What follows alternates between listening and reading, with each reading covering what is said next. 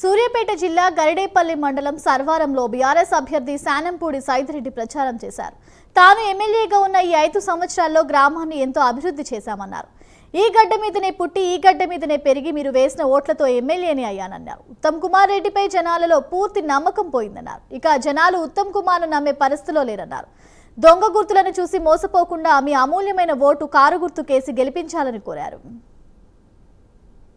కోతలకి కలుపులకి ఈ మధ్య యంత్రాలైనవి, పంపులైనవి, మన కూలీలు లేకుండా పోతున్నాయి. అందుకని అట్లీస్ట్ ఒక 3,000 ఇస్తే ఆసరగా ఉంటుందని 3,000 పెన్షన్ ఇవ్వబోతా ఉన్నారు.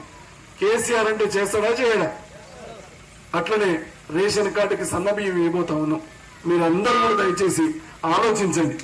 ఎవరికి ఓటేస్తే మంచిది, ఎవరు మీ కళ్ళ మీద ఉంటాడు, ఎవరు పనిచేస్తాడు, మీరు ఆలోచించి ఏ గుర్తుకేయాలా. దొంగ గుర్తులు ఉంటాయి, కన్ఫ్యూజ్ కాదుగా. పక్క పక్కన ఉంటాయి రొట్టె పీటలని, రోడ్డు రోలర్లని.